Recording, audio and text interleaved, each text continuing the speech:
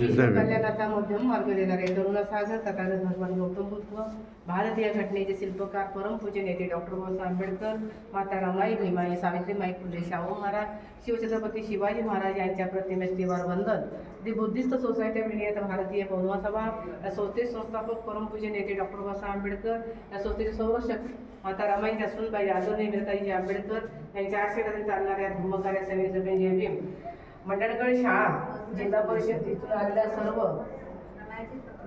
शिक्षक वर्ग आणि आमचे बाळ शिक्षक म्हणजे सगळे विद्यार्थी आलेले आहेत. त्या शिक्षकांचे प्रथम आम्ही स्वागत करतो, अभिनंदन करतो.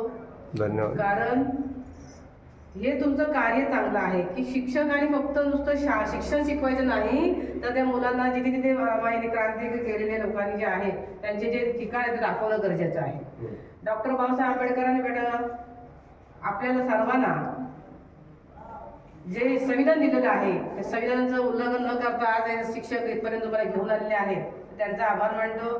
माता रमाईंचे वडील भिकू धोत्रे हरणाई बंधावरती माशांच्या पाट्या पाण्याचं काम करतात. रमाईंचे वडील भिकू धोत्रे या हरणाई बंदरावरती माशांच्या पाट्या पाण्याचं काम करतात. भाऊ सकाळी पहाटे 4 वाजता उठायचे, रॉकेलचा कंदील घेऊन लाकडाचे काठी घेऊन त्या वाघाच्या रानातून 18.5 किलोमीटर अंतर चालत जायचे. संध्याकाळी 7 वाजता घरी यायचे. नेहमीप्रमाणे हरणाई बंदरावरती गेले आणि पाट्या वाहता वाहता बाबांच्या छातीमध्ये कळ आणि रक्ताची उलटी झाली आणि तिथे बाबा पडले. तिथले लोक गोळा झाले आणि विचारत होते काय झालं, काय वाटते तुम्हाला? तर म्हणतात माझ्याकडे वेळ कमी आहे, मला पहिलं माझ्या राहत्या घरी घेऊन चला. माझी चिमणी पाखरतील घरामध्ये त्याची आई नाही, माझी पत्नी नाही आहे. कारण माता रमाईची आई रुक्मिणी रमाई 7 वर्षाच्या होत्या, त्याच्या आईचं अल्पशा आजाराने निधन झालं. डॉक्टर बाबासाहेबांची पत्नी रमाई यांचं निधन, यांचे वडील आई वडील 7-8 वर्षाच्या नंतर लेकरं त्यांचे आई वडील निघून गेले म्हणजे मरून गेले. तर त्या बाबांना हरणाई बंदरावरती लोकांनी विचारलं बाबा काय होतंय? तर म्हणतात माझ्याकडे वेळ कमी आहे, मला पहिलं माझ्या राहत्या घरी घेऊन चला. माझी चिमणी पाखरतील घरामध्ये त्यांची आई नाही, माझी पत्नी नाही आहे. लोकांना प्रश्न पडला न्यायचं कसं? तेव्हा गाड्या नव्हत्या, ॲटो नव्हतं, काही नव्हतं. लोकांनी ते बैलगाडी बोलावलं, बैलगाडी भरला दाखवली, शहरामध्ये आणलं. तर तिथून बाबांना लाकडाच्या पाळण्यामध्ये इथे आणलं गेलं डोळीमध्ये. बाबा अस्वस्थ झाले होते, लेकरांकडे बघत होते. आसवाच्या पुराने बाबा ढसाढसा रडत होते. रडता रडता लाड केले की रामीनी पाहिलं. रमाईचं नाव आमच्या माहेरचं बनून रामी होतं, हे रामीनी पाहिलं. त्यांना असं वाटलं 1 वर्ष आधी माझी आई सोडून गेली, आता बाबाला तर काय. मग रमाई आरडाओरडा रडायला लागल्या. मग शंकर गौराया तिन्ही लेकरांनी आक्रोश केला. बाबांनी डोळे उघडले, लाडक्या लेकीला हाताने जवळ बोलावलं. ते म्हणतात रामी तुझी आई गेली 1 वर्ष होत आहे, तुम्हाला तुमच्या आईची मी आठवण येऊ दे. दुःख जाणून दिलं नाही, परंतु मला वाटत आहे माझा हा शेवटचा क्षण आहे. रामी या 2 भावंडांची आईबाप तुला व्हायचं आहे. 8 वर्षात रमाई 2 भावंडांची आईबाप झाली.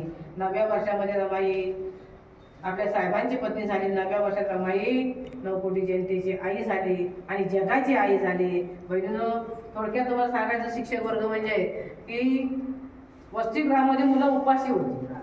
सरकारकडून धान्य आलं नव्हतं, वसतिगृह होतं तिथे मुलं उपाशी होती, मुलं रडत होती. रमाईने कळालं मुलाला काहीतरी आजार झाला. रमाईने त्यांचा गंगाधर लाडका त्याला ताप खूप भरला होता, त्याला झोपून ठेवलं.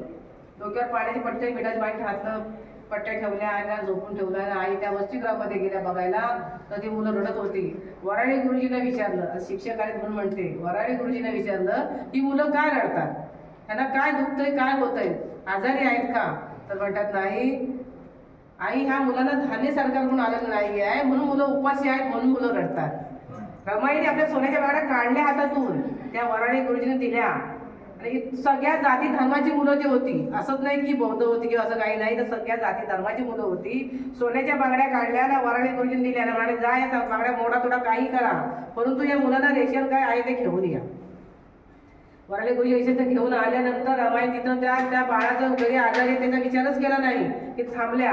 जेवण झाल्यानंतर रमाईने त्या बाळाला थोड्या काय मी 10-12 मुलांना भरवलं, खावलं, खाऊ घातलं. त्यानंतर रमाई घरामध्ये आल्या तर गंगाधराला ताप डोक्याच्या बाहेर भरला.